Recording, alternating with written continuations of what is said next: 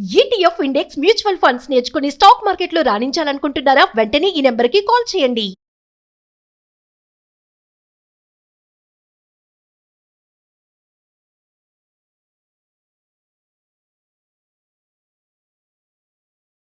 నమస్తే సార్. నమస్తే. సార్, ఇక సిల్వర్ గురించి మాట్లాడుకుంటే మరి గ్లోబల్ మార్కెట్‌లో సిల్వర్ కాయిన్స్, బార్ డిమాండ్ విపరీతంగా పెరగడం చూస్తున్నాము. రీజన్స్ ఏంటంటారు? యాహ్! సీ బేసికల్‌గా ఇన్వెస్ట్‌మెంట్ ఆపర్చునిటీస్ ఎక్కడైతే సేఫ్టీ అనిపిస్తుందో అక్కడ మూవ్ అవుతా ఉంటారండి. అంటే ప్రపంచవ్యాప్తంగా ఇప్పుడు నడుస్తున్న హవా ఏంటంటే artificial intelligence and semi conductors, electronics goods manufacturing వీటిల్లో బాగా నడుస్తా ఉందనమాట. యెస్. అండ్ తైవాన్ గానీ, చైనా గానీ, కొరియా గానీ, జపాన్ గానీ, అమెరికా గానీ స్టాక్ మార్కెట్స్ ఈ సంవత్సరం హైయెస్ట్ రిటర్న్స్ ఇచ్చిందంటే కారణం ఏందంటే వాళ్ళు ఈ ఏరియాలో పెడుతున్నారు. అచ్చం డేటా సెంటర్ ఇవే నడుస్తా ఉన్నాయన్నమాట. వీటన్నిటిలో కామన్‌గా ఎక్కువ వాడేదేంటంటే మైనింగ్ అండ్ మినరల్స్ సంబంధించిన ఎక్కువ వాడుతుంటారు. అండ్ పర్టికులర్‌గా సిల్వర్ బాగా వాడుతుంటారు.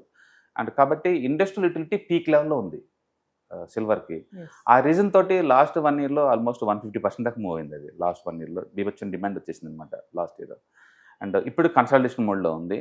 బట్ సర్ప్రైజింగ్‌లీ ప్రపంచం మొత్తం మీద చూసుకుంటే 2025 నుంచి ఇప్పటి వరకు అండ్ ఇండియన్స్ ఇన్వెస్ట్ చేసినట్టు ఎవరు చేయటం లేదు. ఇన్వెస్ట్‌మెంట్ కాయిన్స్ మీద పర్టిక్యులర్‌గా. వాళ్ళ ఇంట్రెస్ట్ ఆల్మోస్ట్ 79% పెరిగింది. యెస్. ఇండియన్స్ యొక్క ఇంట్రెస్ట్ సిల్వర్ అండ్ ఈ బార్స్ మీద ఇన్వెస్ట్ చేసేవాళ్ళనమాట ప్రపంచం మొత్తం మీద.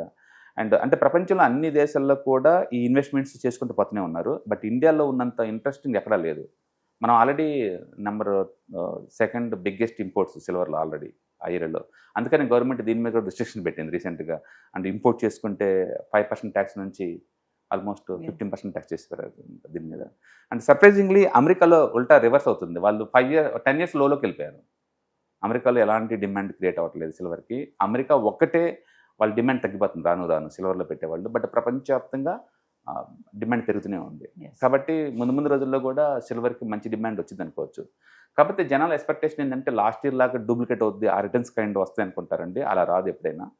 బేసికల్‌గా టూ మచ్ పెరిగినప్పుడు ఆ ప్రైస్ కన్సాలిడేషన్ అవ్వడానికి చాలా టైం పడుతుందనమాట అది. బట్ వరల్డ్ వైడ్‌గా మైనింగ్ యాక్టివిటీ అయితే చాలా కాస్ట్‌లీ అవుతుంది. అన్ని చోట్ల మైనింగ్ దొరకట్లేదు. అండ్ మ్యాన్ పవర్ కాస్ట్ పెరుగుతుంది. టెక్నాలజీ కాస్ట్ పెరుగుతుంది. కాబట్టి పెరగడమే తప్ప రేట్ తగ్గడం లేదు వీటన్నిటికి కూడా. సో కాబట్టి అంటే సిల్వర్‌కి గోల్డ్ అయినా, సిల్వర్ అయినా, కాపర్ అయినా ముందు ముందు రోజుల్లో ఎక్స్ట్రాక్షన్ కాస్ట్ పెరుగుతుంది కాబట్టి, మైనింగ్ యాక్టివిటీ తగ్గుతుంది కాబట్టి డిమాండ్ క్రియేట్ అవుతుంది డెఫినెట్‌గా. బట్ ప్రైస్ మూవ్స్ మాత్రం లాస్ట్ ఇయర్ లాగా పెరిగే ఛాన్స్ అయితే లేదు. యెస్. ఇంక ఇన్వెస్టర్స్ గురించి మాట్లాడుకుంటే సార్, ఇప్పుడు ప్రెజెంట్ సిల్వర్ పైన ఎక్కువ ఇన్వెస్ట్‌మెంట్ చేయడానికి ఇంట్రెస్ట్ చూపిస్తున్నారంటే? నేను అంటుంది ఒకటే అసెట్ క్లాస్‌లో ఇన్వెస్ట్ చేస్తే ఎప్పుడైనా మనం స్ట్రక్ అవుతాం. ఏదైనా కావచ్చు. రియల్ ఎస్టేట్ అనుకోండి, అది ఇల్లిక్విడ్ ఇన్ టైమ్‌లో అమ్మలేము ఇన్ టైమ్‌లో. ఈక్విటీ అనుకోండి లాస్ట్ 2 ఇయర్స్ నుంచి 0 రిటర్న్స్ కదా! మీకు ఇండియాలో పెట్టుంటే. అబ్రాడ్‌లో పెడితే ఎక్కువ రిటర్న్స్ వచ్చేది. Definite story.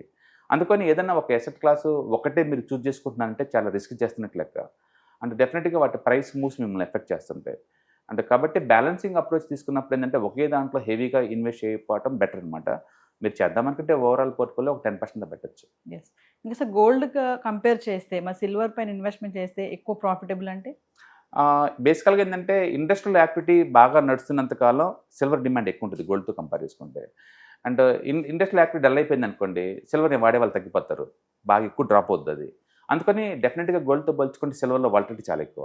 యెస్. దాంతో పోల్చుకుంటే ఇది ఎక్కువ పట్టడం, ఎక్కువ లేవటం జరిగిద్ది. ఎగ్జాంపుల్ రీసెంట్‌గా 2 మంత్స్ బ్యాక్ చూసుకుంటే సిల్వర్ సింగిల్ డే 30% డ్రాప్ అయింది. యెస్. అండ్ గోల్డ్ పడింది ఆ రోజు 9%. దాని మీనింగ్ ఏంటంటే గోల్డ్‌కి సెంట్రల్ బ్యాంక్ సపోర్ట్ ఉంది. అది పడ్డ ప్రతిసారి ఎవరో ఒకరు కొంటున్నారు. సిల్వర్ అలా కాదనమాట. టూ మచ్ వాలటిలిటీ గ్రోత్ ఉంది. అంటే యూజువల్‌గా జనరల్‌గా 1 ఆర్ 2 మంత్స్‌కి ఒకసారి మెటల్స్ అన్ని షేక్అవుట్ అవుతాయి అటు ఇటు. ఈజీగా 10% అప్ అండ్ డౌన్ అవుతా ఉంటాయి. కాబట్టి అప్పుడప్పుడు పార్షియల్ ప్రాఫిట్ బుక్ చేసుకుంటూ ముందుకెళ్ళటం బెటరు. మీరు ఏదైనా సరే ఎస్ఐపీలో కొన్నారనుకోండి, పడ్డా పెరిగినా ఇబ్బంది ఏం లేదు. ప్రాఫిట్‌లో వచ్చినప్పుడు అమ్ముకోవచ్చు. యెస్. కాబట్టి బాగుంటుంది. అంటే సిల్వర్‌కి ముందు ముందు ఇంకా చాలా బూమ్ ఉంది అనుకోవచ్చు అంటారా? అంటే ఇంతకుముందు సిల్వర్ అంటే ఓన్లీ పూజ సామాగ్రి వరకే పరిమితం అయ్యేది కదా సార్. ఇప్పుడు మీరు రైట్. అన్నట్టుగానే ఏఐ టెక్నాలజీ, సెమీ అవును. కండక్టర్స్ గాని ఇట్లా అంటే అవును. ముందు ముందు బూమ్ ఎలా ఉంటుంది? బేసికల్‌గా మనం ఇండియా గురించి మాట్లాడుకుంటే పూజ సామాగ్రి గిఫ్ట్‌లే అండి. బట్ అబ్రాడ్ లెక్క చూసుకున్నామంటే ఎలక్ట్రికల్ వెహికల్స్ బీభత్సంగా వాడతారు. Yes. ఈచ్ ఎలక్ట్రికల్ వెహికల్‌లో అది ఆల్మోస్ట్ 60 గ్రామ్స్ దాకా సిల్వర్ వాడతారు. ఎక్కువ ఎలక్ట్రికల్ వెహికల్స్ వస్తున్నాయంటే ఎక్కువ సిల్వర్ వాడతారు కదా! వాడుతున్నారు. అండ్ రెండోది ఇన్వెస్ట్‌మెంట్ కూడా ఎక్కువైపోయింది వరల్డ్ వైడ్‌గా. ఎందుకంటే లోకల్ కరెన్సీలు డ్రాప్ అవుతున్నాయి కాబట్టి దానికి ఆల్టర్‌నేటివ్‌గా ఈటిలో ఇన్వెస్ట్ చేస్తున్నారు. అంటే మూడోది ఇండస్ట్రియల్ డిమాండ్ బీభత్సంగా ఉంది. ఎలక్ట్రికల్ గూడ్స్ ఎక్కువయ్యే కొద్దీ అందులో కండక్టర్స్‌గా వాడే సిల్వర్ కూడా డిమాండ్ పెరుగుతా ఉంటది. అదే టైంలో మైనింగ్ అన్ని పాత యాక్టివిటీ. ఆఫ్రికాలో ఉన్న మైనింగ్స్ అన్నీ కూడా డ్రై అవుతున్నాయి. అందుకని రేట్లు పెరగడం తప్ప తగ్గటాలు పెద్దగా ఉండదు. ఎస్. కాబట్టి ఒకటి టూ మచ్ అప్రిషియేషన్ మనం ఎక్స్పెక్ట్ చేయకూడదు. హిస్టారికల్ డిఫరెన్స్ అలాగేం లేదు. లాస్ట్ ఇయర్ వచ్చిద్దేమో అనుకుంటున్నారు, అంత భూమి రావు, బట్ గుడ్ అసెట్. కాబట్టి టోటల్ పోర్ట్ఫోలియో ఒక 10 ఓకే, 10% అలొకేషన్. సో ఇక ప్రైస్ గురించి మాట్లాడుకుంటే మరి 4 lakhs వరకు టచ్ చేసినటువంటి ప్రైస్ మళ్ళీ టచ్ చేసే ఛాన్సెస్ ఉన్నాయంటారా? డెఫినెట్గా మేబీ కపుల్ ఆఫ్ ఇయర్స్లో టచ్ అవుతుంది, డెఫినెట్గా టచ్ అవుతుంది.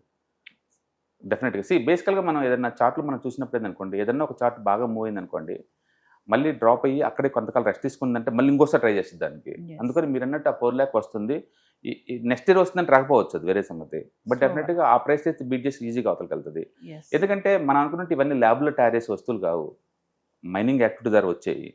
మైనింగ్ చాలా కాస్ట్లీ రోజుకి, అందుకని డెఫినెట్గా రేటు సస్టైన్ అవుతుంది. లాంగ్ టర్మ్లో ఆ రేటు కూడా దాటి అవతలకి వెళ్ళిపోద్ది. Yes. But it take some time. Thank you, sir. Right.